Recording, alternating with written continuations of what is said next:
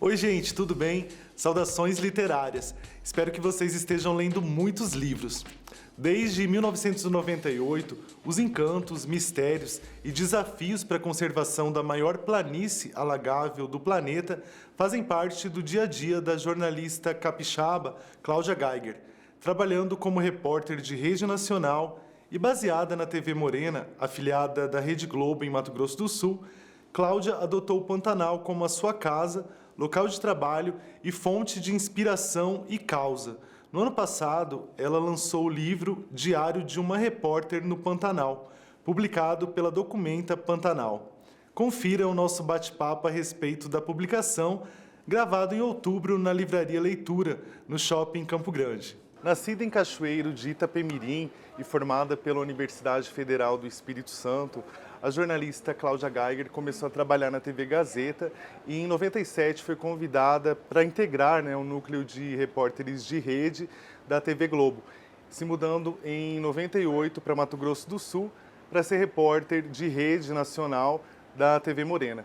Em 24 anos de reportagens, ela percorreu o Pantanal em toda a sua extensão, conheceu histórias, noticiou descobertas científicas e revelou ao Brasil e também para o mundo um pouco dessa essência pantaneira e importantes coberturas. Ela está lançando o livro Diário de uma Repórter no Pantanal, editado e publicado pela organização Documenta Pantanal. Sobre essa publicação, a gente vai estar batendo um papo agora. Muito obrigado, Cláudia, por estar participando do Ler é Viver. Que bonitinho, gente. Eu estou do lado de cá agora, né? Eu sempre fiz entrevista, agora eu estou dando entrevista. Obrigada a você pelo convite para falar do meu livro, meu primeiro livro. E a gente selecionou 30 histórias. Eu tenho mania de escrever, sempre quis ser escritora, porque sempre fui uma leitora voraz. E aí é um conjunto, é um compilado de algumas dessas histórias. Eu queria saber a respeito de como que foi o processo de estar selecionando entre muitas histórias, essas 30, e quais que são esses tipos de histórias e quanto tempo que você demorou para estar fazendo essa peneira? Toda vez que eu ia para o campo fazer uma reportagem, eu sempre voltava e escrevia muito das minhas impressões, dos meus sentimentos, de como foi o processo para chegar naquela reportagem até que o público pudesse assistir na TV. Então, eu sempre escrevi. Aí, quando o Documenta Pantanal, a Mônica Guimarães e a Heloísa Vasconcelos, que foi a editora comigo, me lançaram esse desafio: por que você não publica os seus escritos? Aí eu falei, tinha muita coisa escrita, então eu fui rever. Aí, quando você começa a ler, jornalista é terrível. Aí você começa a lembrar de mais coisas. Aí você vai, peraí, faltou isso. Então, eu reli tudo que eu tinha escrito, acrescentei algumas coisas novas que foram recentes, como os incêndios de 2020, E aí o que a gente fez foi selecionar 30 histórias, algumas lá do comecinho, porque você imagina, eu sou capixaba, Lá desde 98 aqui no Centro-Oeste. Eu sou capixaba, eu sou cria de Mata Atlântica, então eu nunca tinha pisado no bioma Pantanal, não conhecia o Cerrado, não conhecia a Amazônia. Então, a minha vinda para o Centro-Oeste, eu vim para cá pela Central Globo de Jornalismo, foi um desafio pessoal também. Então eu fui aprendendo, fui conhecendo e aí a gente colocou coisas lá do início. Tem algumas histórias pitorescas, tem algumas mais sérias, assim, que são muito graves e que precisam ser cada vez mais trazidas à tona. A questão dos incêndios, a questão do desmatamento, do Cerrado, do Pantanal, da Amazônia, até porque eu viajei por todo o Brasil, não só aqui. Sim. Então a gente fez essa seleção. E não é um livro de bandeira, não é um livro apontando o dedo, culpados, e não é isso. São as minhas impressões. É a Cláudia Geiger, que não é aquela que você está acostumada a ver na TV. É o meu jeito de sentir, é o meu jeito de pensar, são as coisas que... E também, para quem trabalha com jornalismo, estuda um pouco dos processos, Como é que é você fazer uma apuração de uma pauta, como é que é você fazer uma produção para você chegar na logística. Então, eu vou alinhavando essas histórias de um jeito em que eu falo um pouquinho do dia a dia de trabalho, falo da pesquisa científica, do conhecimento tradicional, falo da evolução e da transformação, porque eu vi o Pantanal mudar. Quando eu cheguei aqui em 98 era um Pantanal, agora é outro. E através das suas reportagens, muita gente do mundo pôde ter essa percepção de tudo que estava acontecendo ali. Você mostrou, através das coberturas, um pouco desse nosso grandioso Pantanal. para muita gente, né, que não conhece. Eu assim, primeiro que eu sempre fui voltada para o meio ambiente, para as questões da sustentabilidade e também das questões sociais. Isso veio de casa. No livro eu até estou dando um spoilerzinho, eu conto da onde veio esse meu amor pelo mato. Todo mundo me pergunta, mas nossa, fiquei com uma pena de você estava lá no calor, no meio da lama. Eu falei, não, fui eu que escolhi. Porque eu fui criada dessa forma, né? E aí, assim, eu dei muita sorte, porque na emissora, tanto o Globo quanto TV Morena, eu sempre tive a oportunidade de fazer as pautas e sempre tive muito espaço, o Jornal Nacional, Fantástico, Globo Repórter, todos os jornais. E aí, com essa possibilidade de trabalhar e de mostrar, o que eu tive de desafio quando eu vim pela Globo para cá? O olho novo, sabe aquele olhar de primeira vez? Porque quando a gente se acostuma e você começa a normalizar coisas que não são normais, você perde as sutilezas da vida. Então, assim, eu até hoje, tudo que eu faço é o olho de primeira vez. Eu procuro limpar o meu HD, sabe? Tirar todas aquelas imagens e as questões pré-concebidas, para que eu tenha o coração aberto, a alma aberta, para conhecer como se fosse a primeira vez que eu estivesse pisando ali. E geralmente surgem lindas histórias, porque quando você se abre, as pessoas também se abrem. Com certeza. E a gente está contando, no meu livro não estou contando história de lugares, eu estou contando histórias de pessoas, de vida, de momentos. Então, eu fiz muitos amigos. Você cobriu os bastidores do remake da novela Pantanal, né, que foi um sucesso estupendo. E ela é escrita, né, pelo Benedito Barbosa e foi adaptada pelo neto dele, o Bruno Luperi. Conversando com os atores e com a equipe da produção, nessa cobertura, né, que você fez, que até rendeu um Globo Repórter, né, mais de um, né, se eu não me engano. Qual que foi o feedback assim, que você teve deles em relação a essa maior planície, né, alagada que a gente tem? E o que essa experiência rendeu de histórias nesse livro? Na verdade, assim, eu fui procurada pela Globo, pelo Projac, antes da Globo decidir fazer o remake. Então, a direção-geral pediu para que me ligassem para que a pesquisa, porque quando você começa a pensar numa novela, até começar a gravar, você tem ali 1 ano de preparação, né, de pesquisa. Então, primeiro foi o pessoal da pesquisa do Projac, principalmente o Rafael Machado, que virou um amigo querido. Ele ligou para mim e falou, olha, a gente está pensando em fazer Pantanal, mas eu queria a sua ajuda, você mora aí há tantos anos e me conta. Aí eu mandei várias reportagens que eu fiz pela Rede de Mato Grossense de Comunicação, ele também pegou no SEDOC Globo, a gente conversou desde o início, isso foi lá em abril de 2020. E aí, desde então, eu venho conversando com a equipe de produção, com a direção. E chegou um ponto que a direção lá no Rio pediu que eu viajasse com o Bruno Luperi, que é o neto do Benedito, que o Bruno já escreve novela, um roteirista maravilhoso, e ele nunca tinha ido ao Pantanal. Porque na época que o avô dele estava escrevendo o Pantanal, a mãe dele engravidou dele, a Edmara. E aí ele não conhecia o Pantanal, ele só conhecia o Pantanal das histórias que o avô contava para os netos. Então, eu organizei essa viagem, fomos eu, o Bruno Luperi, o Rogério Gomes, que é o Papinha, que foi aquele que dirigiu a primeira fase, porque o Rogério precisava conhecer, escolher as locações, e também veio a Luciana Monteiro, que na época era gerente de produção. Então, eu fiz um roteiro, eu tirei férias, inclusive, eu fiz um roteiro, a gente visitou mais de 20 fazendas, mas eu falei com eles, olha, eu vou levar vocês na região onde se gravou a primeira versão. E eu fiz uma forma de apresentar os meus amigos. Então eu fui nos donos das fazendas, nos pantaneiros, nos peões de comitiva, nas cozinheiras. Então eu apresentei os pesquisadores, meus amigos, que eu fiz matéria ao longo dos anos. Então para eles foi também um grande laboratório. A novela Pantanal, tanto o elenco quanto a equipe técnica, é uma grande família. Porque pessoas que nunca tinham vindo e que não conheciam, se encantaram e acabaram se envolvendo muito fortemente e ativamente nas questões da conservação. E pessoas que já conheciam, como o Marquinhos Palmeira. O Marcos fez o Tadeu na primeira versão e depois fez o Zé Leôncio. E ele levou um susto quando ele chegou aqui, porque ele viu outro Pantanal. Um Pantanal seco, um Pantanal desmatado, um Pantanal menos preservado do que da primeira vez. Então, várias questões nesse remake fizeram as pessoas terem um momento de reflexão.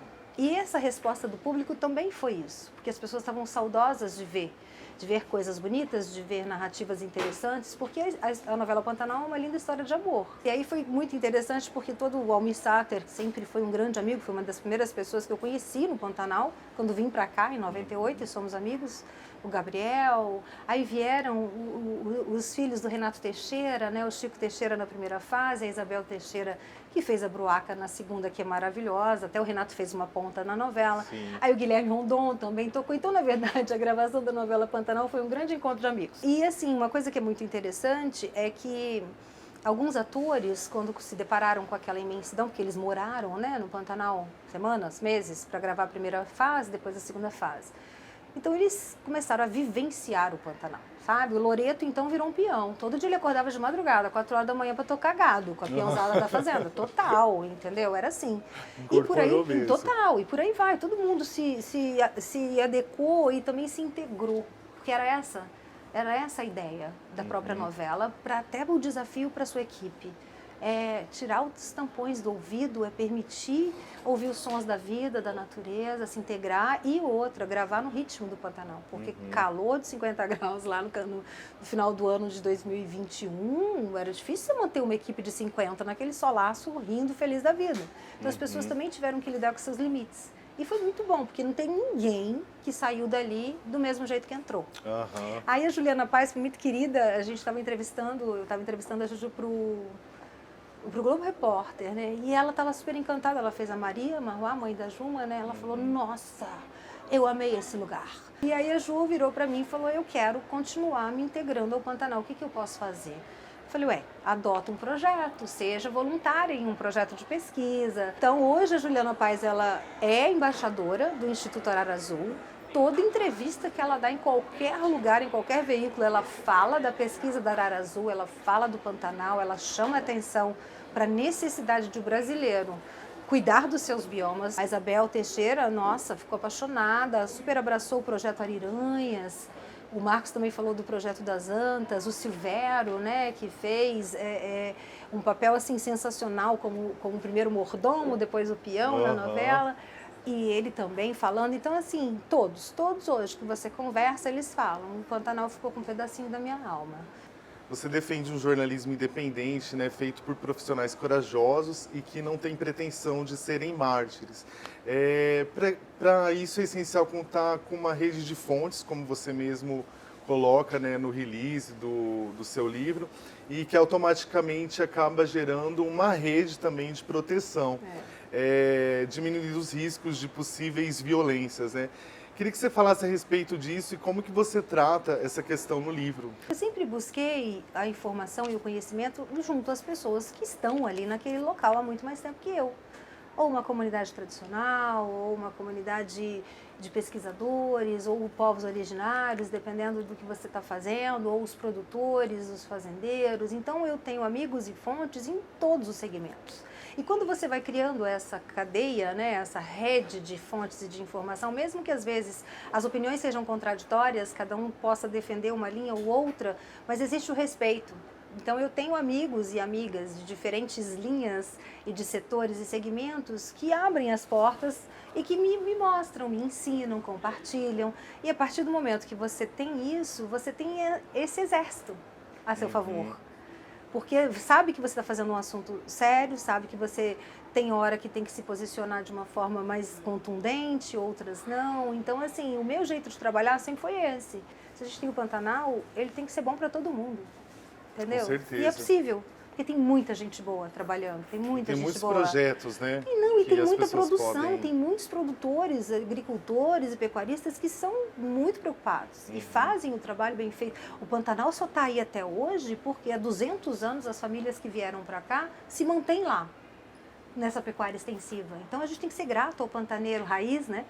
Aquele bem lá do início, porque ele manteve, porque 95% do Pantanal são propriedades privadas. Imagina, se esse povo quisesse ter destruído, eu já teria feito.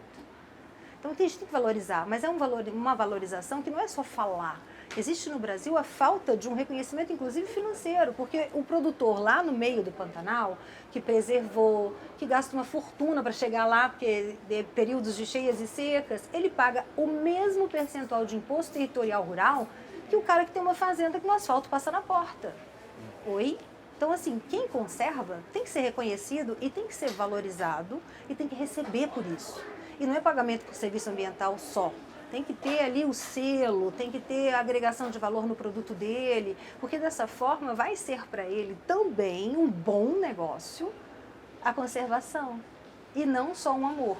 Porque às vezes as contas ficam muito caras. Eu conheço produtores que têm fazendas no Pantanal que passam dificuldades porque é tudo muito caro e ele não tem nenhum benefício. Diário de uma Repórter no Pantanal tem 360 páginas. Menino, né? era para ser 150, acredita? A pessoa escreve e fala pra caramba. Eu queria que você falasse sobre essa iniciativa, né, da Documenta Pantanal, que torna as fragilidades e as riquezas do Pantanal conhecidas do grande público. O documento ele foi criado uma plataforma de geração de conteúdo, né? Foi criado há 2 anos, se eu não me engano, e eu faço parte desde o início. E a gente reuniu ali várias pessoas. Você tem fotógrafos, você tem pesquisadores, você tem ONGs, você tem empresários, gente de tudo quanto é canto, que apoia esse olhar de conservar, produzir e trabalhar o Pantanal como um ativo econômico de uma forma em que a gente não vai destruir, a gente vai gerar oportunidades para todos. Então, assim, é uma plataforma que incentiva a disseminação de conteúdo e de conhecimento. Então, eles me procuraram e falaram, não, vamos lá, vamos fazer seu livro. Então, eles que financiaram o meu livro. Isso é muito legal, porque assim, às vezes você ter o financiamento, você ter o recurso é difícil. E aí eles fizeram e estão super apoiando, eu sou muito grata ao documento, eu sou muito grata também à Rede Mato Grossense de Comunicação, porque eu fiquei lá há 24 anos e sempre fiz bastante reportagem, tenho grandes amigos lá dentro, a Globo nem fala, tem muito tempo. Então é isso, o Documenta é uma plataforma para a gente colocar o Pantanal na boca do povo, entendeu? E eu também estou escrevendo mais, estou adorando escrever. Eu sempre escrevi muito também questões infantis, porque eu tinha um filho pequeno, que agora é adulto, e quando eu voltava das minhas longas viagens para fazer as reportagens, ele sentia muita falta da mãe, então eu chegava em casa e eu transformava o assunto daquela pauta numa historinha infantil. Então eu tenho livrinhos infantis escritos já, transformados, né, na linguagem de criança, que agora a gente está conversando, está buscando ilustrador para a gente publicar uma sequência de livrinhos, que para falar também de fauna e flora, né, um pouco de geologia. Adoro geologia, tem um monte de coisa que você deve ter, né, visto, ele adora a formação do Pantanal, adoro uma pedrinha. Gostei dessa história de ser escritora, viu? Gostei, achei muito legal. Dizem que a gente tem que plantar uma árvore, né? Pois escrever um livro. E ter um filho, pronto. Já fiz as 3, mas eu quero fazer mais, tá? Não posso morrer não, tá ótimo, quero viver mais um montão. Cláudia, muito obrigado pela participação no Ler é Viver, foi um prazer, né, estar te entrevistando. E eu que acompanhei há muito tempo as suas matérias, suas coberturas. Sou um grande fã, então para mim está sendo um privilégio estar te entrevistando. Obrigada. Gente, a pessoa me pede para ler um pedacinho de alguma coisa. Eu vou te perguntar uma. Você conhece o Mãozão? Não, nunca Sabe ouvi o que falar. é o Mãozão? Essa lenda é uma das lendas pantaneiras que não tem no Pantanal inteiro. Só naquela regiãozinha, na meiuca que a gente fala ali da Inhacolândia e do Paiaguás. Isso que é muito interessante, porque cada região do Pantanal tem uma colonização diferente e tem hábitos diferentes. E então o mãozão, na verdade, o que ele é o mãozão? Eu coloco aqui, eu estou procurando o texto, mas eu coloco aqui, ele é uma assombração que para mim se parece muito com a lenda do lobisomem, né, que a gente ouve aí, que é um ser sobrenatural que desorienta o pantaneiro. Então você tá lá tocando gado, bateu um ventinho diferente, passou ali o galho, é o mãozão. E aí você se perde, o peão se desorienta, não consegue achar o rebanho, perde gado. E eles têm medo. Tem gente que fala assim, mãozão existe, eu não quero falar sobre isso. É muito doido. Ó, vou ter um pedacinho aqui, o capítulo se chama Se Arrepiar é o Mãozão. Eu vou ler só um pedacinho, também dá um spoiler, porque eu já estou falando demais aqui, tem que ler. Era uma tarde de outono, quando o calor dá uma trégua ao entardecer, e os mosquitos também. Eu sentei num tronco de madeira perto dos funcionários da fazenda e comecei a puxar conversa. Eles estavam todos faceiros com a repórter que tinha ali ido conversar com eles. Esses papos despretensiosos são os mais surpreendentes. Sem câmera, sem preocupação, sem microfone, só existe então um momento a ser compartilhado. E ali a gente conversando. Quem puxou o assunto foi um dos peões. Ele já devia ter lá os seus 50 anos e com a pele bem marcada de sol, as mãos calejadas e um semblante rústico, de pouca conversa e poucos amigos, porque eles parecem que são fechados, né? Ele não parecia ser do tipo que queima palha. Queima palha é uma da expressão do dicionário pantanês. Tipo, mentiu. Inventou história, queimou palha. É assim que eles chamam quem inventa as histórias. Então ele me falou assim, ó, se a senhora estiver a cavalo no meio do mato e sentir um sopro frio, cuidado, pode ser uma unção. Muito legal a iniciativa da Cláudia Geiger em publicar um livro com histórias vividas por ela no Pantanal, né? E fique ligado aí, porque no segundo bloco tem uma entrevista bem bacana que eu fiz no fim do ano passado com a Meli Sena, gestora de atividades culturais e coordenadora do Núcleo de Livro, Leitura, Literatura e Bibliotecas da Fundação de Cultura de Mato Grosso do Sul. Mais amplo e moderno, o plenarinho deputado Nelito Câmara está pronto para voltar a receber reuniões, debates, palestras e outros eventos realizados pela Assembleia Legislativa de Mato Grosso do Sul. O espaço agora passa a contar com aproximadamente 70 lugares, capacidade 3 vezes maior que o anterior. O sistema acústico também foi totalmente reformulado e projetado para proporcionar a palavra falada, sem a necessidade de caixas de som e utilização de microfones. A visualização também será facilitada, já que as novas instalações do auditório foram construídas em rampa. O local vai garantir ainda acessibilidade às pessoas com deficiência, para que cadeirantes tenham acesso ao lugar. Os revestimentos, pontos de internet, de energia e cabeamento para as transmissões da TV Alemes foram trocados. Os sistemas também foram integrados com a união do painel de votação, som e câmeras de TV. A reforma no plenarinho deputado Nelito Câmara faz parte do projeto de modernização das dependências do Parlamento Estadual. TV Alemes, a TV da gente de MS. O Ler é Viver está de volta ao segundo bloco. Obrigado pela companhia. Para garantir praticidade aos cidadãos sumatogrossenses, simplificando o acesso aos principais serviços oferecidos pelo governo do estado, foi lançado em abril de 2020 o aplicativo MS Digital. A ferramenta foi desenvolvida pela Superintendência de Gestão da Informação do Executivo e está disponível nas lojas virtuais para download.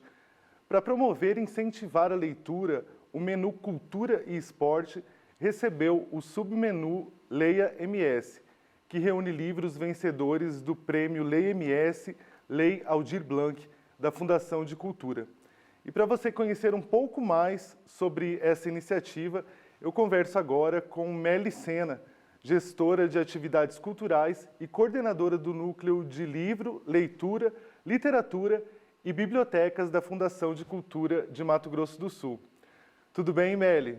Tudo bem, João? Eu que agradeço a oportunidade de estar aqui presente, né, de poder falar um pouquinho do nosso trabalho aqui na área da literatura junto à Fundação e sobre esse aplicativo, né, na verdade, esse tópico dentro do aplicativo que ele é para a gente assim, muito especial. Eu queria então que você falasse, primeiramente, né, a respeito do prêmio Leia MS, Lei Aldir Blanc, traçando um panorama sobre os objetivos, os critérios de seleção, as premiações também, né? Ele continua em atividade, né? Não foi só durante a pandemia. A gente está na organização para sair, né? Próximo já é o segundo edital. Ele foi um edital que deu muito certo, ele nasceu durante esse período da pandemia, que a gente sabe que o setor cultural foi o mais afetado dentre os setores da nossa economia e também no geral, né? E aí, quando a gente pensou o prêmio Lei MS, foi numa conversa junto com os escritores, né, junto aos GTs que foram formados, para pensar ações. E aí a gente pensou nessa questão dos livros digitais, dos e-books. Eu fui pesquisar, eu me inspirei num projeto que é o Curitiba Lê, né, que também ele faz parte, ele nasceu nesse período pandêmico, e ele faz parte dentro do aplicativo de serviços da cidade de Curitiba. E eu olhando para o nosso MS Digital, que é um aplicativo de serviços para o cidadão sul-mato-grossense, por que não colocar um pouco de cultura e por que não proporcionar o acesso aos livros regionais?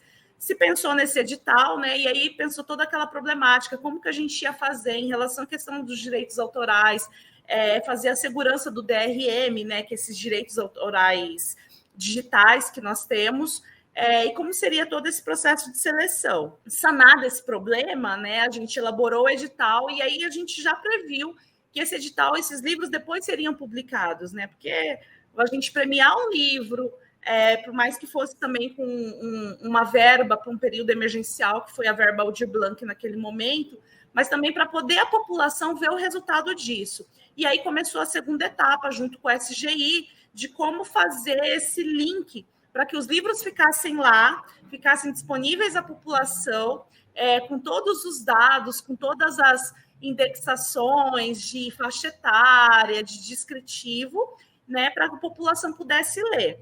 E aí ele foi lançado, ele levou um processo de 1 ano, né? A gente acha que é fácil, assim, um processo de 1 ano, após até o final desse edital. Por isso que, assim, a gente já está no encerramento desses livros desse ano, para incluir outros livros no próximo edital do Lei MS, né, para que ele se torne um projeto contínuo, um projeto de política de Estado independente de administração governamental, como uma forma também de proporcionar à população sul-mato-grossense acesso aos nossos livros regionais, né, que às vezes é super difícil de encontrar.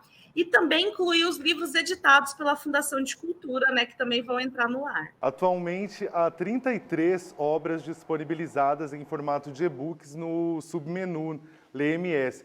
São publicações de prosa, poesia, histórias em quadrinhos e literatura infanto-juvenil.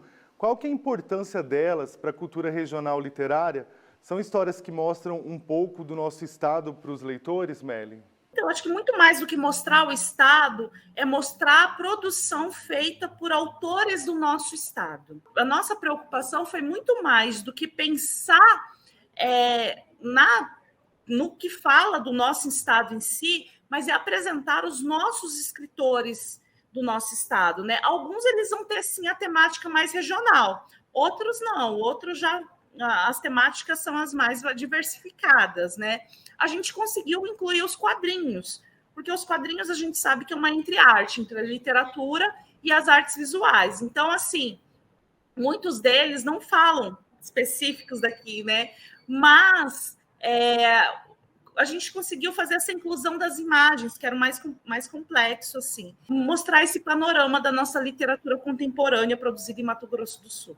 E é legal também que, ao selecionar um e-book, o leitor tem informações condizentes ao autor, gênero literário, classificação indicativa e sinopse, né? É possível favoritar o arquivo, adicionar a estante virtual ou optar pela leitura naquele momento, né, Meli? Sim, porque daí ele vai fazendo a sua própria biblioteca, né? Eu poderia mostrar aqui do meu livro que eu escolhi no momento que eu estou lendo, que é o do livro do Fábio Kiel. É a Árvore Rubra, acho que dá para ver, porque daí aqui ele está selecionado como o meu favorito na minha estante, que daí o usuário ele vai, clica e favorita. Então, por exemplo, eu estou com a Árvore Rubra do Fábio Kiel selecionado aqui. Aí você clica ele, aí vai ter algumas informações, a sinopse, o indicativo, a faixa etária. Isso aqui é muito interessante para o professor, né? Que aqui a gente já vê que não é recomendado para menores de 14 anos. E aí você clica no Ler Agora, e aí, né, a gente, uma internet melhorzinha, você vai vendo e vai podendo fazendo a leitura do livro junto, né, ao celular, no caso, ou ao tablet. Agora, então, eu queria que você falasse mais, né, a respeito do Núcleo de Livro, Leitura, Literatura e Bibliotecas da Fundação de Cultura. Quais outras ações vocês têm desenvolvido para fomentar a literatura regional e impulsionar escritores regionais aqui em Mato Grosso do Sul afinal aqui é um celeiro, né, de grandes escritores. O núcleo, ele faz parte da Fundação de Cultura, que tem dentro do seu nascedouro, né, da sua formação, o compromisso da difusão e do estabelecimento de políticas públicas junto à população. Então, assim, o núcleo, a gente nomeia como núcleo desde a administração, desde o ano de 2007. Né? Ele está como livro, leitura, literatura e bibliotecas, de modo a abraçar toda a cadeia do livro, leitura, literatura e bibliotecas. Isso é um compromisso nacional, que abraça desde a cadeia criativa, que são os escritores, até a mediadora, né, que são os mediadores de leitura, os professores, os contadores de história, até a econômica, que são as editoras, as livrarias, e os repositórios, né, dos livros, as unidades, os equipamentos culturais, no caso, são as bibliotecas. Então, a gente trabalha pensando nesses 4 eixos, né? A gente tem desenvolvido, principalmente nesses 2 últimos anos, os projetos do ProLer, que foi um projeto que ele nasceu nacionalmente, se ramificou em várias cidades, mas aí em Mato Grosso do Sul continuou em Dourados, em Campo Grande, e aí, como estava ligado à Fundação de Cultura, o de Campo Grande, a gente resolveu manter essa marca, porque é uma marca de sucesso, é uma marca em que as pessoas veem que vai ser oferecido um produto de qualidade, vai ser oferecido trabalhos e ações de qualidade. Então, a gente tem o ProLer, que ele se dividiu esse ano no circuito ProLer, que foi desenvolvido, foi levado contações de história, oficinas e palestras junto aos municípios. A gente tem o Sistema Estadual de Biblioteca, que agora ele acabou de assinar o convênio, que é um termo federativo por 30 anos junto ao governo federal, para poder estabelecimento das ações junto às áreas de bibliotecas, né? E aí, em cima disso, nos festivais e nas outras áreas, a gente tem inserido a literatura, né? Nós tivemos um edital de credenciamento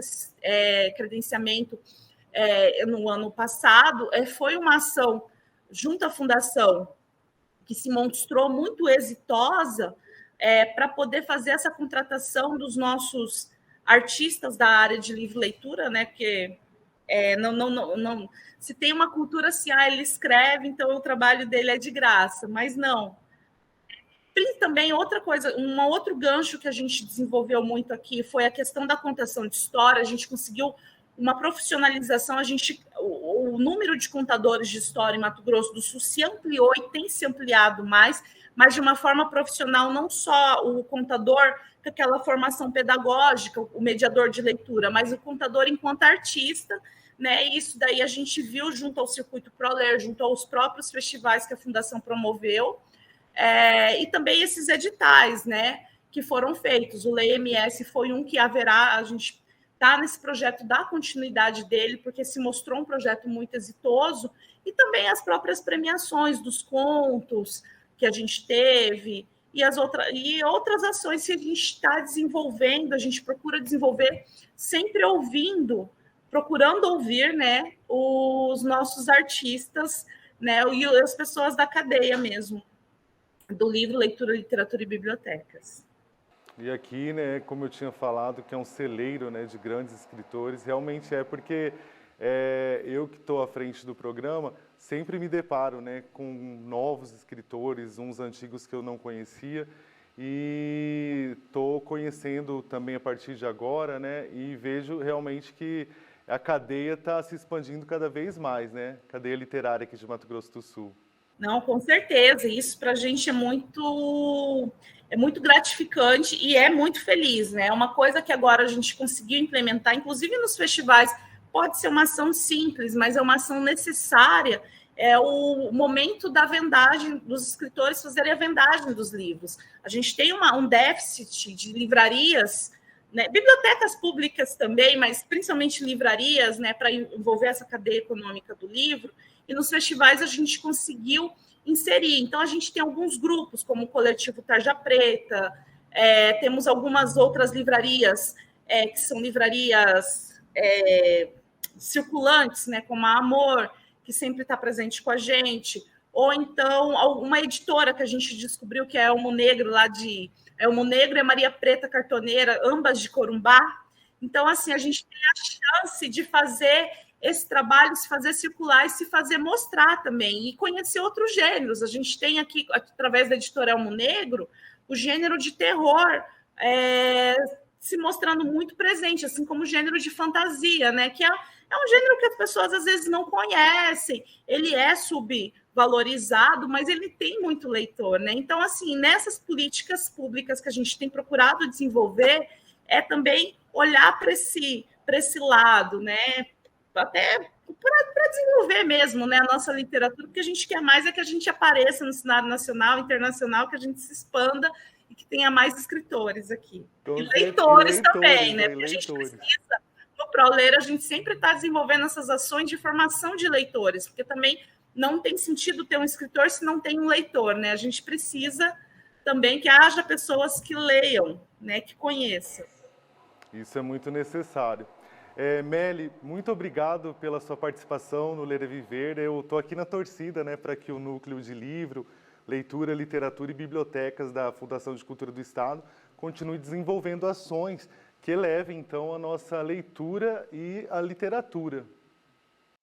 Eu que agradeço o convite, né? Sempre que precisar, a gente está aqui. Eu acho que a nossa meta é que trabalhar para que haja essa real difusão, né, da nossa literatura aqui. Eu agradeço imensamente o convite e me sinto honrado de estar participando aqui no programa com vocês. Agora vem o intervalo, mas é bem rapidinho, continue aí.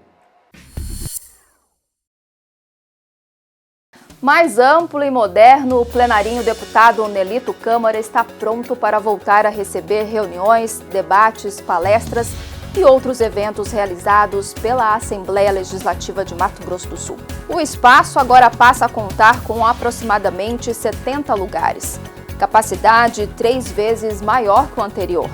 O sistema acústico também foi totalmente reformulado e projetado para proporcionar a palavra falada, sem a necessidade de caixas de som e utilização de microfones. A visualização também será facilitada, já que as novas instalações do auditório foram construídas em rampa. O local vai garantir ainda a acessibilidade às pessoas com deficiência, para que cadeirantes tenham acesso ao lugar. Os revestimentos, pontos de internet, de energia e cabeamento para as transmissões da TV Alemes foram trocados. Os sistemas também foram integrados com a união do painel de votação, som e câmeras de TV. A reforma no plenarinho deputado Nelito Câmara faz parte do projeto de modernização das dependências do Parlamento Estadual. TV Alemes, a TV da gente de MS. De volta ao último bloco, agora você confere matéria a respeito das obras literárias selecionadas e indicadas pela UEMS, Universidade Estadual de Mato Grosso do Sul, para o vestibular realizado no fim do ano passado. Dos 10 livros, 3 são de escritores que moram no estado e outros 2 possuem ligação com o Mato Grosso do Sul por meio das narrativas. Veja. A Universidade Estadual de Mato Grosso do Sul vem ajudando a consolidar a identidade regional do estado por meio de pesquisas e ações acadêmicas, como a lista de obras literárias indicadas para o vestibular de 2023. Dos 10 livros, 3 são de escritores que moram em terras sul-mato-grossenses. O Azul Dentro do Banheiro é um poema só, do início ao fim. Mas algumas pessoas pensam que são poemas aleatórios. Azul é a cor do infinito, do cosmos. E dentro do banheiro é onde a gente consegue ser a gente. Você dentro do banheiro, você gesticula, você fala com você mesmo, faz gestos e ninguém vê. Retrata exatamente a nossa alma interior, que é uma criança. Então, um dia, uma amiga minha mandou o livro para Manuel de Barros, de quem ela era parente. Veio uma carta do Manuel de Barros elogiando o meu livro. Marzinha, você é mais você quando você é mais multiplicada nos seres. Você é todo mundo na sensibilidade e daí que é poeta. Louvo Corumbá que revelou Marzinha. Louvo Mato Grosso, louvo o mundo, louvo o marzinho, louvo o azul dentro do banheiro, que não tem destinatário, que não pretende nada, que não tem prefácio nem orelha, que não tem padrinho e nem mesmo não tem o nome do autor, mas é um legítimo livro de poesia. Manuel de Barros, Campo Grande, 1977. Eu nasci em Alagoas, mas moro aqui em Dourados desde 1994. Cheguei aqui muito jovem e já me considero um sul-mato-grossense porque fiz a minha vida aqui, né? Me tornei jornalista, passei a publicar meus livros aqui, participo há muitos anos da vida cultural aqui em Dourados e em outras cidades do estado. Sururu com Coca-Cola é o meu 6º livro, foi publicado em 2016 pelo Arrebol Coletivo e é o primeiro livro em que eu junto essas duas vivências, as lembranças da infância e adolescência em Alagoas com a minha vida da juventude como adulto aqui no Mato Grosso do Sul. Nele eu abordo questões como a fome, que foi uma das coisas que a minha família enfrentou quando morava no Nordeste, e por isso a gente migrou aqui para o Mato Grosso do Sul, né? Mas de uma forma lírica, de uma forma poética. O fato de a UEM estar selecionando escritores e escritoras daqui do Mato Grosso do Sul para o seu vestibular é muito importante, porque faz com que os estudantes passem a conhecer a obra de quem vive e escreve aqui no nosso estado. Então eu fiquei muito feliz com a indicação e espero que o livro encontre mais leitores daqui para frente a partir dessa indicação. O livro Bovinoletras foi um livro publicado em 2008 em forma de poesia concretas e em forma de desenho. Por que Bovinoletras? Um dos maiores ícones artísticos de Mato Grosso do Sul, Humberto Spínola, em suas obras, bovinocultura. E como nós, nesse livro, vamos fazer muitos poemas que relacionam algumas reflexões com a pecuária e também com o nosso cotidiano, um churrasco, um pucheiro, uma linguiça de maracaju ou até mesmo um sanduíche de picanha ao ponto. Então o poeta ele vai estar cantando, ele vai estar descongelando ícones de pertencimento das identidades sul-mato-grossense. O que é ser sul-mato-grossense? É bom ou ruim? O que é ser sul-mato-grossense? Nós temos uma identidade, nós nos identificamos enquanto tal. Aí o poeta vai estar cantando o Rio Paraguai, ele vai estar cantando o Rio Paraná, as cachoeiras, as belezas naturais do estado de Mato Grosso do Sul, do Pantanal, dos ervais sul-mato-grossense em épocas anteriores. E o poeta, então, ele abre o livro já com um desenho de Mato Grosso do Sul, o que é ser sul-mato-grossense, do Rio Paraguai, a dança da vaca, o pasto selvagem, o hino do Pantanal, o inverso do hino, bovinoletras, vaca vaqueira, chifre de boi, sua vaca importa bicho, boi com letras, asas em liberdade, trevo da sorte, são alguns desses poemas concretos, imagéticos, que faz com que o leitor possa ler também em 360 graus. O vestibular da UEMS é uma das principais formas de acesso aos cursos oferecidos pela instituição. Nos últimos anos, esse processo seletivo vem sendo supervisionado pela Pró-Reitoria de Ensino e executado pela Fundação de Apoio à Pesquisa, FAPEC.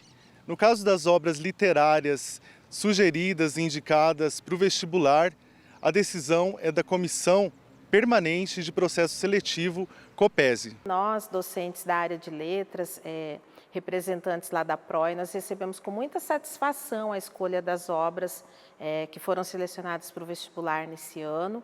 São 10 obras que contemplam aí um universo da literatura brasileira contemporânea, passando por obras mais consagradas, né? Tem uma obra do Machado de Assis, e chegando aí nesse nesse perfil das obras que prestigiam o nosso estado, né? E temos também Selva Trágica, né, do Hernani Donato, um consagrado romance histórico que trata da violência, da questão da exploração trabalhista nos ervais, lá na década de 1950, o romance é ambientado nesse espaço e tem esse recorte temporal. E chegamos também na experiência contemporânea com a obra da Patrícia Mello, Ladrão de Cadáveres, né? Então, eu que sou corumbaense, quando fiz a leitura de Ladrão de Cadáveres, eu me vi ali naquele espaço da cidade de Corumbá, né, tão importante para a história que a Patrícia quer contar. E nós acreditamos que o candidato, né, que vem para o vestibular da UEMS, munido aí da leitura dessas 10 obras, ele vai estar muito preparado para a prova de linguagens, códigos e suas tecnologias, e será com certeza o universitário do século XXI, aquele universitário que lê, né, que tem um repertório de leitura vasto e que o prepara não só para uma prova, mas que o prepara para a vida. Nascido em Botucatu e falecido em São Paulo, o escritor Hernani Donato possui uma ligação direta com Mato Grosso do Sul, já que foi cadeira 1 da Academia Sul-Mato-Grossense de Letras, ASL. A lista do vestibular da UEMS é endossada por outras 3 obras impactantes escritas por escritoras mulheres.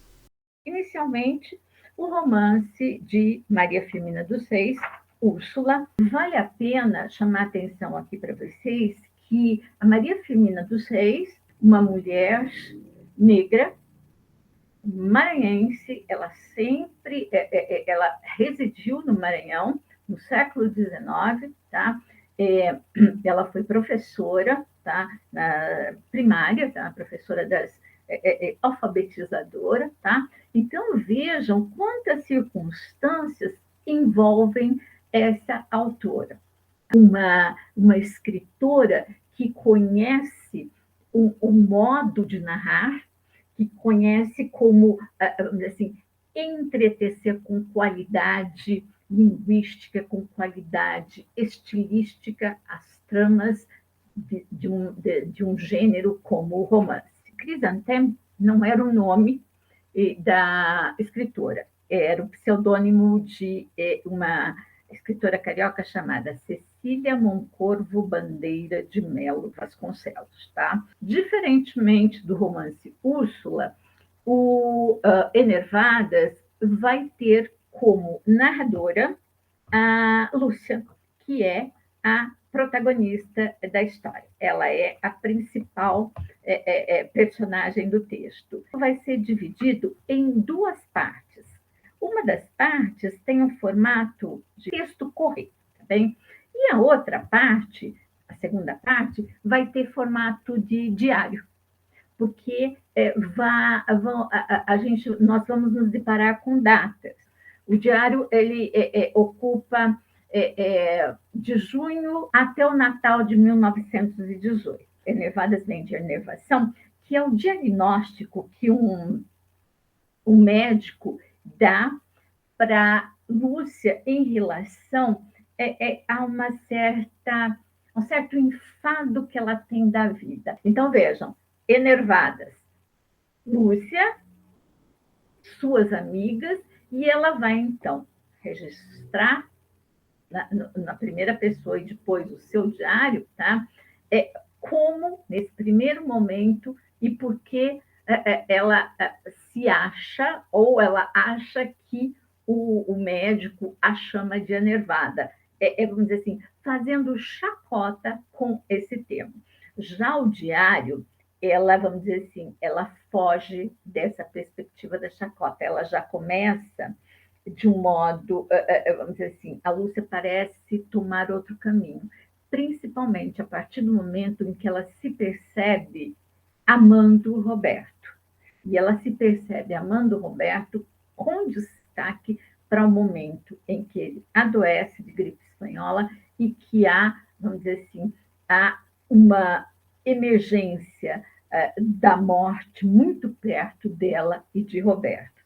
E, para fechar as minhas falas, tenho aqui alguns contos de Ânsia Eterna, o texto de Júlia Lopes de Almeida. Ela foi uma das idealizadoras da Academia Brasileira de Letras. Os contos reunidos em A Ânsia Eterna, tá? São contos que têm uma pegada em que a violência sobre o corpo feminino, violência que vem de pais, de maridos, violências sociais, o terror da existência feminina ganha voz e vez nesses contos. Um dos contos que mais me desperta atenção, tá?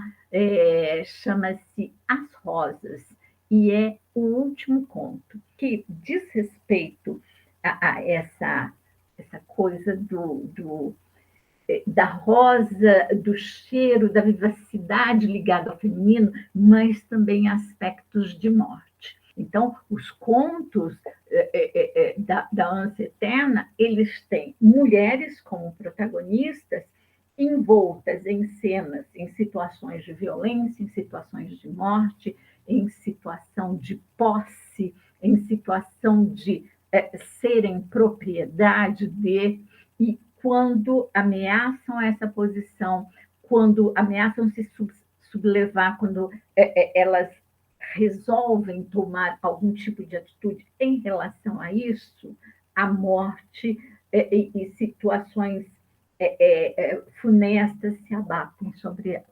A lista de livros indicada para o vestibular 2023 da UEMS ainda conta com as obras O Riso dos Ratos, do escritor cuiabano Joca Terron, que narra a história de um homem acometido por uma doença fatal e que promete vingar a filha da brutalidade de que foi alvo. Já o romance Casa Velha, de Machado de Assis, publicado em 1943 em formato de livro, aborda a investigação feita por um padre na casa de um ex-ministro, buscando documentos que seriam úteis para sua pesquisa, já que ele pretende escrever um livro sobre a formação do primeiro reinado no Brasil.